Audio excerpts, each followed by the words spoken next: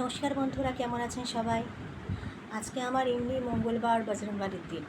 তো সকালবেলা পুজো করে অনেক লেটে চা খেয়েছি, অল্প একটু ওটস খেয়েছি। তো এখন 3টে বেজে গেছে। তো এখন সব রকমের মন্ত্র শুনে আমি প্রতিটা মন্ত্র, যেমন হনুমান চালিসা, হনুমান বাণ, এগুলো আমি 11বার করে শুনি। পুজোর সময় হনুমান বাহুক মন্ত্র, হনুমান চালিসা আর হনুমান বাণ, এই 3টে মন্ত্র তো আমি আওড়াই, শুনি। এবং পুজো হয়ে যাওয়ার পরে মোট 11বার, মানে পুজোর হয়ে যাওয়ার পর আবার 10বার এই হনুমান চালিসা আর হনুমান বাণ আমি শুনি। তো শোনার পর ততক্ষণ আমি কিছু খাই না, তো তখন আমি আর কিছু খাই না আর কি। তো তারপরে দুপুরে খাবারটা খাই। বাড়ির সবাই খেয়ে নিয়েছে। আজকে সত্যি কথা বলতে আজকে দই ভাতই। হ্যাঁ, আমি গোবিন্দভোগ চাল, মুগ ডালে খিচুড়ি এগুলো সব করে দিই, সন্তক লবণ আছে, বাড়ির অন্যান্যদের জন্য করি, কিন্তু আমি ঠিক নুনটা আজকের দিনটা খাই না। তো যতটা পারি আমি আজকে এই বিস্কুট দুধ এগুলোর উপর দিয়ে থাকি। এখন মোটামুটি 3টে বাজে, মানে বেজেই গেছে বলতে পারে। তো এখন আমি এই নারকোল বিস্কুট আর এই দুধ খাচ্ছি। এটাই আমার হচ্ছে, বলতে পারেন এইটাই আমার দুপুরের খাবার। তো আমার ছেলে জিজ্ঞেস করছিল যে মাম্মা এতে তোমার হবে তো? প্রত্যেক দিন এই ব্যাপারটা প্রত্যেক সপ্তাহেই জিজ্ঞেস করে, মানে প্রতি মঙ্গলবার এলে আমার হয়। অদ্ভুত একটা ব্যাপার, অন্য দিন কিন্তু আমার খিদে পায়। হ্যাঁ, তাই আলু চিপস হোক, বিস্কুট হোক, মিষ্টি হোক, এগুলো খাই। কিন্তু বজরংবলীর দিন এমন একটা অদ্ভুত ব্যাপার আমি দেখেছি যে আমার মন্ত্র শুনে যদি আমার 4টেও বেজে যায়, আমার কিন্তু কোনো খিদে পায় না। যাই হোক, নিশ্চয়ই ভগবানের একটা মহিমা আছে। আমি এটা বেশ কিছুদিন হলেও শুরু করেছি। আমার দিদি ভীষণ অসুস্থ, মানে ভীষণই অসুস্থ।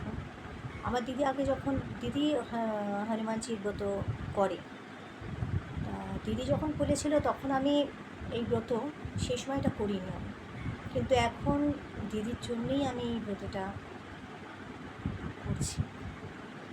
সকালবেলা মন্দিরে যাই, হনুমানজিকে সিঁদুর দিই, চিরকুটে লিখে আসে, মনে দিচ্ছে। তা বিশ্বাস তো আমার আছে, হনুমানজির ওপর বিশ্বাস আমার আছে। উনি সংকট মোচন, সব সংকটকে উনি মোচন করবে। দেখি, এখন আমার অটুট বিশ্বাস আছে, ভরসা আছে। আমি জানি আমার বিশ্বাস, ভরসা, ভালোবাসা হনুমানজি, শুধু হনুমানজি কেন, সম্পূর্ণ ব্রহ্মাণ্ড আমার, মানে যেসব ভগবানকে আমি মানি, আমার রাম, দেব ভাই, শিব ভাই, বজরংবলী, আমার দিদির যোগ্য দাদা, আল্লাহ, পরবর্তীকার, আমি সবাইকেই ডাকি, আমি সবাইকে মানি। তো জানি এনারা মিথ্যে হতে পারেন না। এখন দেখি, আমার বিশ্বাস আছে, আমি জানি আমার বিশ্বাস, ভরসা, ভালোবাসা এটা কখনোই ভেঙে দেবে না। যাই হোক, জীবনে তো অনেক রকমের কষ্ট আছে, এই কষ্টের মধ্যে দিয়েও হাসতে হয়, মানুষের সাথে কথা বলতে হয়, সংসারে কাজ করতে হয়, কষ্ট হয়। কী করবো বন্ধুরা, কাঁদি, একা কাঁদি, লুকিয়ে লুকিয়ে কাঁদি, ভগবানের সাথে কথা বলি, ভগবানকে ডাকি আর কি। আমি জানি আমার সব কথা ওনারা শুনছেন, ওনারা জাগ্রত।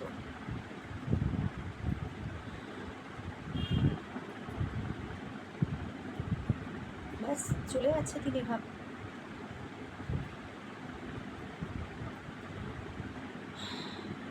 মারও শরীর ভালো না, মাও ভীষণ অসুস্থ, ডায়াস্ট্রিক নিয়ে পড়ে আছে মানুষটা।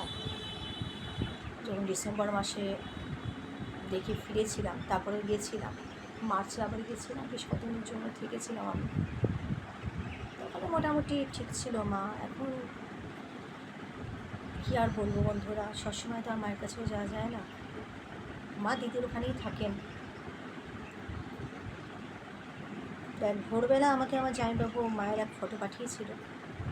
মাকে যে অবস্থায় দেখে এসেছিলাম তার থেকে পুরো অন্যরকম, পুরো এরকম, মানে ফটোটা দেখে না আমার মনের ভেতরটা ছ্যাদ করে উঠেছিল। কেমন একটা রোগা কাঠির মতো হয়ে গেছে মানুষটা। রাইস টিউবে এখন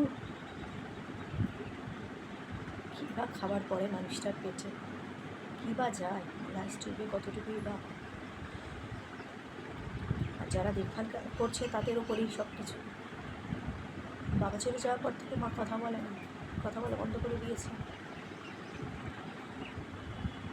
এখন তো এমন অবস্থা, মাত্র পার্কিনসন, চিনতেও পারে না কাউকে। তো অদ্ভুত, আমাকে চিনতে পারে, এখনও আমাকে চিনতে পারে। মানে আমি যে মার্চে গেছিলাম, ফিরে এলাম, তখনই চিনতে পারতো। মায়ের সামনে বসে মাকে গান গাইয়ে শোনাতাম, চুপচাপ শুনতো, কথার উত্তর দিত। মানে কথার উত্তর মুখে না, ওই যদি জিজ্ঞেস করতাম কষ্ট হচ্ছে, চোখটা বন্ধ করতো, বুকে ব্যথা হলে জাস্ট এইভাবে দেখায়, খিদে পেলে পেটটা এরকম করে।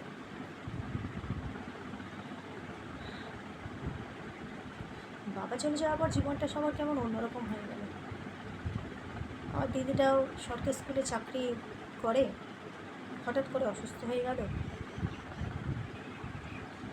প্রথমে সেরিব্রাল, তারপর ক্যান্সার। খুব কষ্ট পাচ্ছি,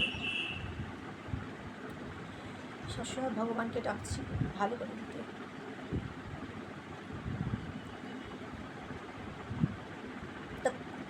তার জন্যেই পুজো করা, এমনি আমি ভগবানকে ভীষণ মানি।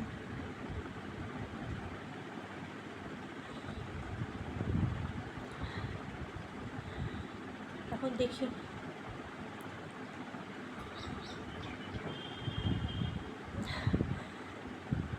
ঠিক আছে বন্ধুরা, আসছি। আপনারা সবাই ভালো থাকবেন, সুস্থ থাকবেন, সতর্ক থাকবেন, খুশি থাকবেন। আজকে আসি, ওই দুধটা পড়ে পড়ে ঠান্ডা হয়ে গেল, দুধটা খেয়ে নি কেমন। নমস্কার।